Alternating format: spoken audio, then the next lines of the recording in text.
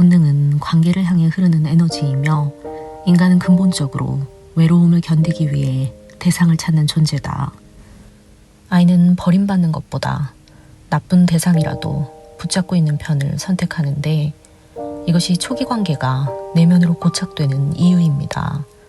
내면의 나쁜 대상은 해로운데도 매혹적이며 우리는 자주 그 대상에게 되돌아감으로써 스스로를 파괴할 수 있죠. 나쁜 대상에 대한 집착은 정신병리의 핵심이며 이는 충동의 문제가 아니라 관계의 비극입니다. 정신적인 고통은 나쁜 대상이 아니라 나쁜 대상에게 여전히 충성하고 있는 자기 안의 구조에서 발생하죠. 자기 파괴는 죽고 싶은 욕망이 아니라 나쁜 대상의 목소리에 지나치게 귀 기울인 결과입니다. 진짜 외로움은 혼자인 상태가 아니라 나쁜 대상에게 오염된 내면과 함께 있는 상태죠. 정신적인 고통은 나쁜 대상에게 버려졌기 때문이 아니라 그 나쁜 대상에게 여전히 묶여있기 때문에 발생합니다. 자기가 나쁜 대상에게 끌리는 이유는 그 대상이 익숙하기 때문이지 안전하거나 좋은 대상이기 때문은 아니죠. 성장은 나쁜 대상을 버리는 것이 아니라 더 이상 그 대상을 내 것으로 받아들이지 않는 과정입니다. 나쁜 대상을 떠날 수 없다는 느낌은 실제 의존이 아니라 내면에서 그 대상이 정체성의 일부가 되었기 때문입니다. 정신분석가인 페어베어는 인간이 쾌락을 추구하는 존재가 아니라 근본적으로 대상을 추구하는 존재이며 자아는 바로 그 대상관계 속에서 형성된다고 보았습니다. 아이는 어린 시절 부모가 안전하지 않고 파괴적이라도 그 관계를 이룰 수 없기 때문에 부모의 잘못을 자신의 결함으로 떠안으면서 관계를 유지하려 한다고 보았죠. 이렇게 형성된 방어는 나쁜 것은 나다 라는 자기 비난의 구조를 만들어 자아의 핵심에 자리 잡게 됩니다. 결국 내면에는 거절하고 박탈하고 비난하는 나쁜 대상의 표상이 저장되죠. 이 내면의 대상은 단순한 기억이 아니라 자기를 규정하는 심리적인 주인처럼 작동하며 이후 성인의 삶에서 반복되는 고통과 자기 파괴적인 성향, 나쁜 관계를 반복하는 패턴의 뿌리가 됩니다. 인간의 내면에 초기에 자리 잡는 좋은 대상은 안정적이며 나를 지지하고 존재하게 해주는 대상이죠. 나쁜 대상은 이와는 다르게 나를 거절하거나 불안정한 대상입니다. 아프게는 하지만 떠나지는 않는 대상으로 손에 잡힐 듯 말 듯한 매혹과 상처가 섞여 있는 대상이죠. 이 양육자의 매혹적인 측면 때문에 아이는 좋은 대상보다 나쁜 대상에 더 강하게 묶일 수 있습니다. 왜냐하면 나쁜 대상이라도 거기에는 관계가 있기 때문이죠. 아이에게 양육자에게 버림받음은 생존의 위협이기에 상처를 주는 양육자라도 아이는 그 관계를 버리지 못합니다. 이 때문에 어린아이는 버림받는 것보다 나쁜 대상이라도 붙잡고 있는 편을 선택하죠. 이것은 인간의 초기 관계가 내면에 고착되는 이유입니다. 그가 말하는 내면 대상이란 실제 부모나 그 사람 자체가 아니라 그 사람에 대해서 아이의 내면에 저장된 표상을 말하죠. 아이에게 부모는 위로가 되기도 하고 위협이 되기도 하며 때로는 사랑의 원천이기도 하고 거절의 원천이기도 합니다. 이런 모든 경험이 그대로 표상으로 아이의 내면에 저장되죠. 어찌 보면 내면의 아바타처럼 양육자의 목소리와 표정, 분위기가 마음에 저장된다고 볼 수 있습니다. 한 사람이 지속적으로 정신적인 고통을 겪을 때 그 뿌리에는 내면에 저장된 나쁜 대상이 존재합니다. 나쁜 대상에 대한 집착은 정신병리의 핵심이며 이는 그 사람의 욕동의 문제가 아니라 그 사람이 가진 초기 관계의 비극이죠. 양육자의 표상이 어린 시절 나쁜 대상으로 내면화될 경우 그 사람의 정신 안에 거절하고 거부하는 대상이 존재하게 됩니다. 또 매혹적이면서 손에 잡힐 듯 말 듯한 양육자의 표상이 내면화된 자아와 그 대상을 갈망하는 결핍된 자아가 동시에 존재하게 되면서 이런 자아의 구조는 나중에 연애나 중독, 관계에 집착하는 패턴으로 드러날 수 있죠. 특히 그는 내면의 매혹 대상에 대해 설명하며 뭔가 나를 기대하게 하고 나를 끌어당기다가 갑자기 멀어지는 대상, 가까이 갈 것처럼 하다가 갑자기 멀어지는 양육자의 어떤 측면에 대해 말합니다. 이런 식으로 아이를 갈망 상태에 묶어두는 양육자의 성향이 내면에 저장되면서 자신을 고통스럽게 하는 사람을 이상하게 계속 붙잡게 되는 심리적인 패턴을 갖게 되고, 이것은 내면에 나쁜 대상의 그 뿌리가 있죠. 이런 갈망 경험이 활성화되면 저 사람에게 인정받고 싶다. 조금만 잘하면 나를 사랑해 줄 것 같다. 나를 밀어내는데 이상하게 끌린다라는 생각이 들면서 불건강한 관계를 반복하게 될 수 있습니다. 또한 거부하는 양육자나 차갑고 무관심한 대상, 공포나 무가치함을 유발한 대상이 있다면 내면에 저장되어 나는 가치 없다, 또 버려졌다라는 비판적인 생각이 활성화되고, 누군가 조금만 차갑게 대해도 과도하게 상처받거나 연애 중 상대가 조금만 멀어져도 나를 거부했다라는 감정이 폭발할 수 있습니다. 또 우울증과 자기 비난, 수치심이 반복될 수 있죠. 그는 이것이 현재 상태의 문제가 아니라 내면의 거절 대상이 되살아난 것이라고 보았습니다. 페어베어는 특히 중독에 대해 날카로운 통찰을 보여준 것으로 유명합니다. 한 인간의 중독이 물질이나 쾌락의 문제가 아니라 자기 내면에 나쁜 대상에게 집착하는 패턴이 재현되는 것이라고 보았죠. 왜냐하면 나쁜 대상은 고통과 매혹이 섞여 있고 이 감정 패턴이 뇌에 가장 익숙한 관계로 저장되기 때문입니다. 그래서 중독자는 단순한 충동이나 쾌락 때문에 중독되는 것이 아니라 나쁜 대상이 없는 외로움을 견디지 못해서 중독 대상으로 그 고통을 다시 찾아가는 것이죠. 중독은 물질을 향한 집착이라기보다 나쁜 대상이 주던 익숙한 고통과 통제를 반복하는 심리적인 의존으로 보여집니다. 그가 관찰한 아이의 마음은 연결을 원하는 욕구가 너무 강해서 파괴적인 대상조차 분리하지 못하고 내면에 저장했습니다. 아이들은 생존을 위해 나쁜 대상이라도 붙들어야 했고 양육자의 거절과 비난이 자신의 잘못이라고 생각하는 경향을 보였죠. 엄마가 화난 건 내가 나빠서야 라는 믿음은 어른이 되어서도 내부에 존재하면서 자기 비난과 자기 희생, 역시 내가 문제였어 라는 자동 반응이 나오기 쉽습니다. 나쁜 대상은 자기 비난과 수치심의 형태로 내부에 살면서 때로는 자기 자신을 공격하는 방식으로 재현되죠. 부모를 이상화한다기보다는 나쁜 부모를 좋다고 믿지 않으면 살아남을 수 없었던 아동기의 전략이 오늘까지 남은 것입니다. 이런 자기 비난은 자기 파괴적 행동으로도 드러날 수 있죠. 한 사람이 보이는 자기 파괴 성향은 죽고 싶은 욕망이 아니라 나쁜 대상의 목소리에 지나치게 귀 기울인 결과입니다.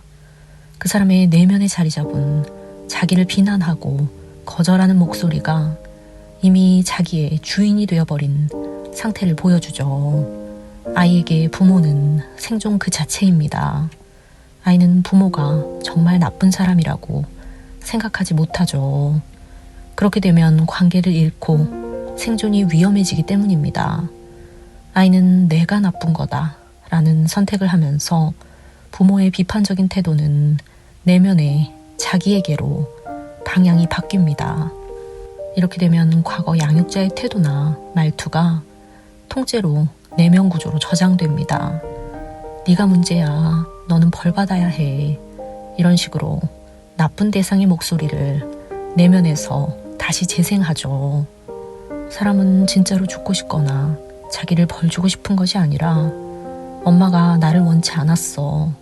나도 나를 원치 않아. 라는 식으로 나쁜 대상의 시선에 충성하는 행동을 보이게 됩니다. 그래서 그는 자기 파괴가 죽기 위한 행동이 아니라 오히려 나쁜 대상에게 맞추며 관계를 유지하려는 절박한 노력이라고 말하죠. 그것이 어린 시절 유일한 생존 방식이었기 때문입니다. 자기 비난은 나쁜 대상에게 충성을 유지하려는 마음의 오래된 생존 전략이며, 이런 사람이 반복적으로 나쁜 사람을 선택하는 이유는 애초에 그 대상이 사랑의 모델이 되어버렸기 때문입니다. 이런 사람이 건강한 사랑을 두려워하는 이유는 새로운 대상이 들어오면 기존의 나쁜 대상이 자리를 잃기 때문이죠.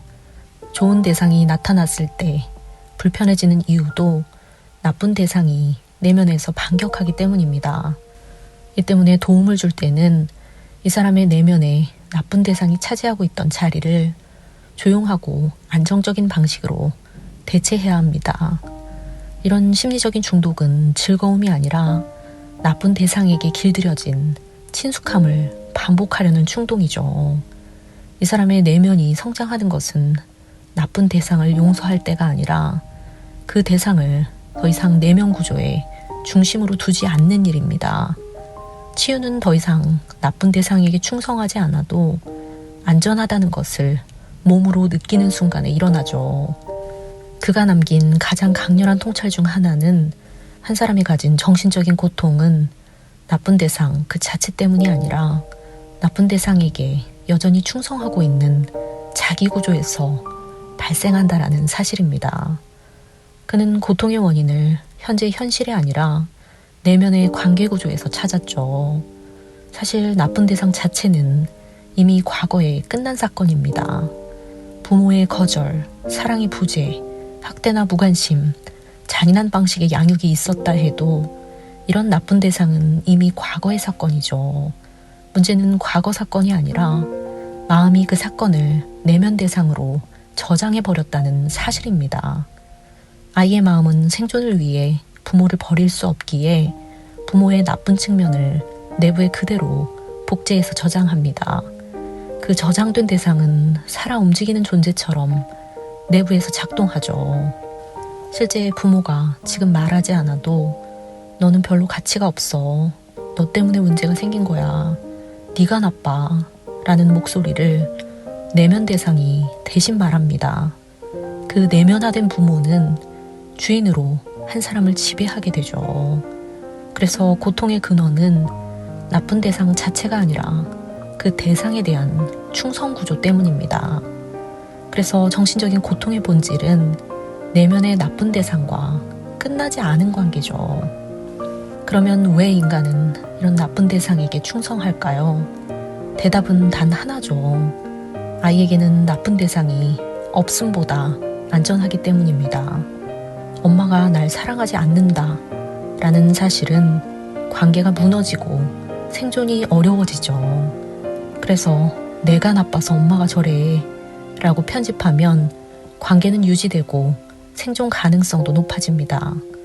아이는 늘 양육자를 악한 사람이라고 말하는 대신 자기를 악한 존재로 끌어내린다고 그는 설명하죠. 이것이 충성의 본질로 성인이 되어서도 이것은 계속 유지됩니다. 한 사람이 누군가에게 끌린다라는 것은 무의식이 이 사람 내가 알고 있는 그 패턴인데 뭔가 내가 자라온 방식과 비슷하다. 이유 없이 편하다. 라고 말하는 것이죠. 이렇게 끌림은 사랑이 아니라 기억의 결과입니다. 이런 사람이 내면의 성장을 이루기 위해서는 나쁜 대상을 버리는 것이 아니라 더 이상 그 대상을 내 것으로 받아들이지 않는 과정이 필요합니다. 왜냐하면 여기서 나쁜 대상은 실제 외부의 사람을 뜻하는 것이 아니라 마음속에 내면화된 내적 복제물이기 때문입니다.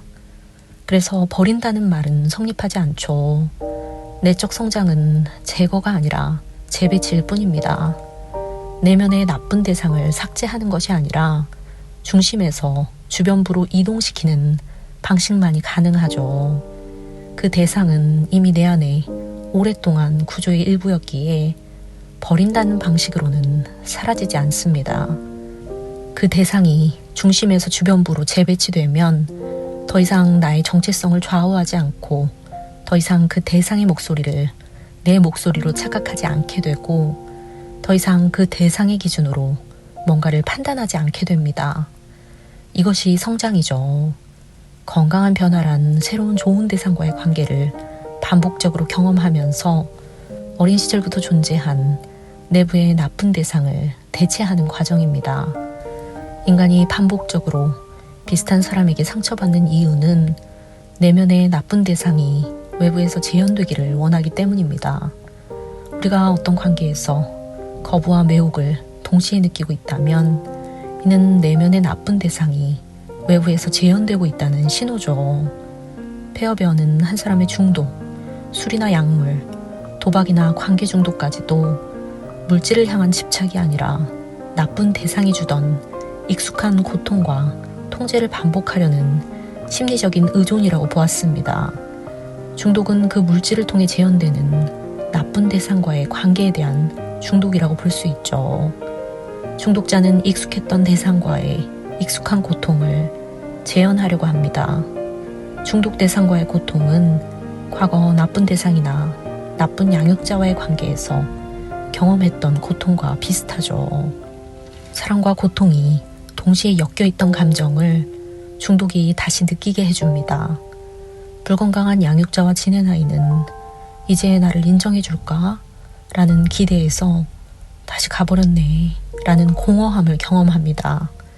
술이나 도박 역시 이번엔 만족할 수 있겠지 하는 기대와 희망을 잠깐 주다가 더 큰 공허함을 반복하게 하죠.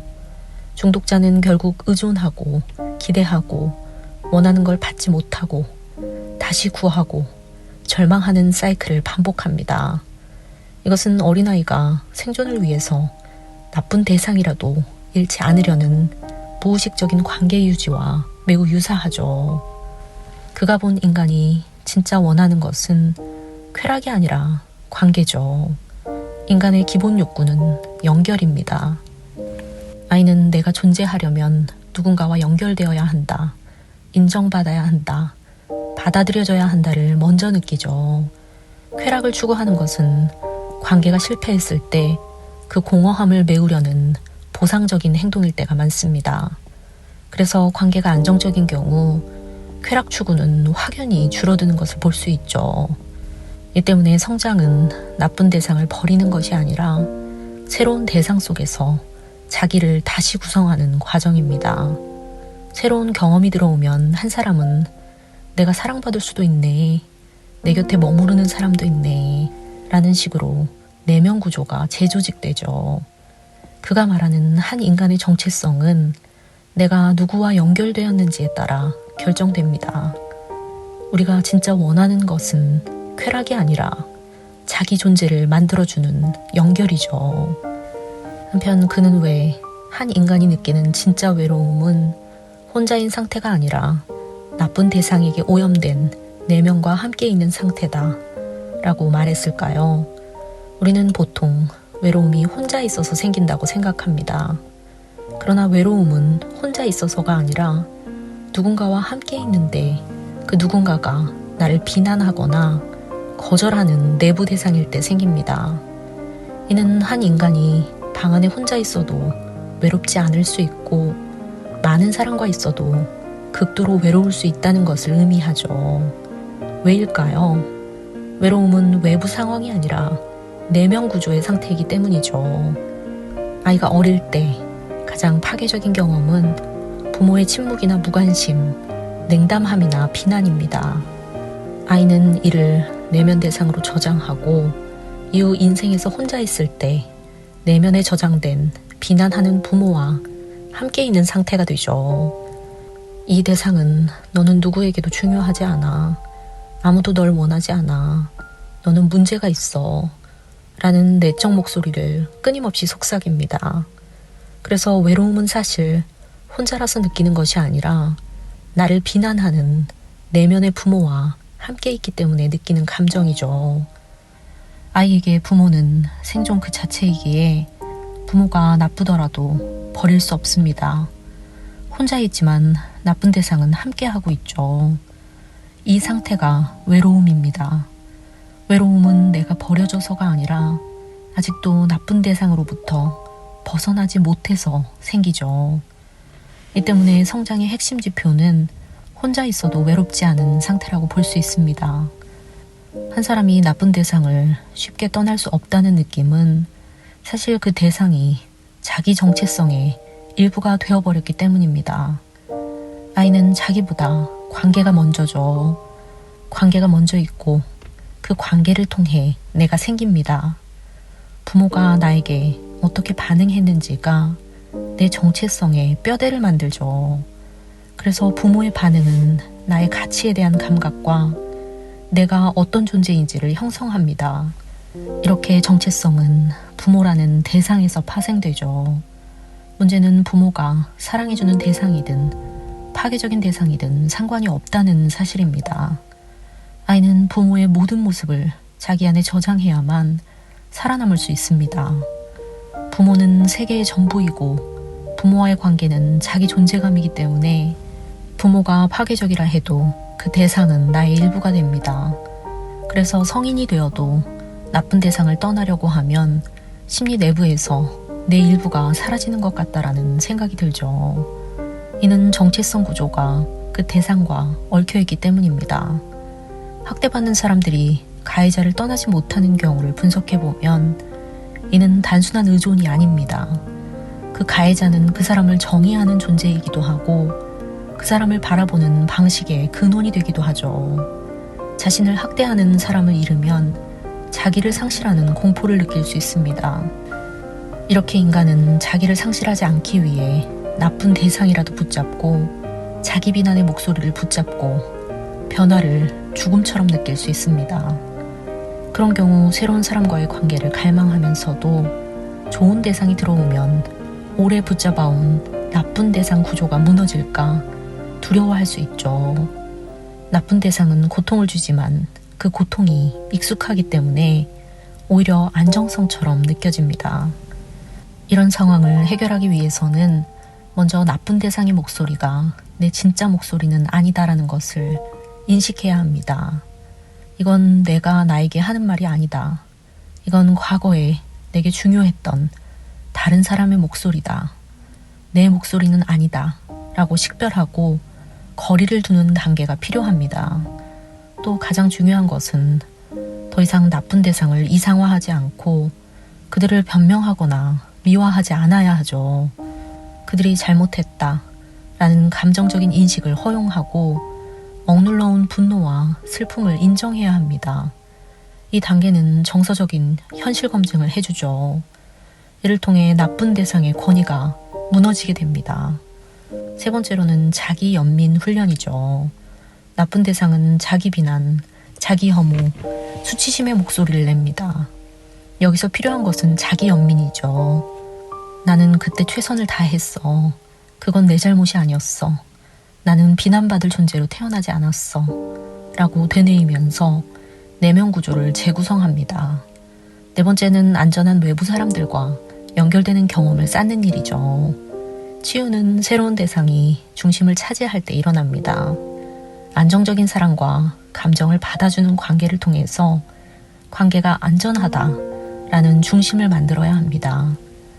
나쁜 대상이 주변부로 완전히 밀려나면서 좋은 대상이 더 강한 중심에 자리하게 되면 자기 비난이 거의 자동으로 사라지는 것을 경험합니다. 또 외로움이 확연히 줄어듭니다. 좋은 대상이 중심에 오면 혼자 있어도 편안하고 내부에서 공격하는 목소리가 없어지죠. 외로움이 고요함이 되고 자기 자신과 함께 있을 수 있는 상태가 됩니다. 가장 큰 변화는 나쁜 관계 패턴이 끊어지죠. 나에게 좋지 않은 사람에게 끌리지 않게 되고 좋은 사람이 주는 안정이 지루함이나 불편으로 느껴지지 않습니다. 가장 중요한 것은 자기 자신을 타인의 시선이 아니라 자기 시선으로 볼 수 있게 됩니다. 더 이상 과거 부모의 눈으로 자신을 보지 않죠. 자신을 평가하거나 감정을 느낄 때 나의 목소리로 할 수 있습니다. 이는 정체성이 다시 자리를 잡았다는 핵심 증거입니다. 이것이 바로 페어베언이 말한 새로운 자기의 탄생이죠. 좋은 대상이 중심을 잡는 순간 나를 지배하던 과거가 사라지고 새로운 자기가 탄생한다. 그 사람은 더 이상 과거 대상의 그림자로 살지 않고 진짜 자기로 살기 시작한다.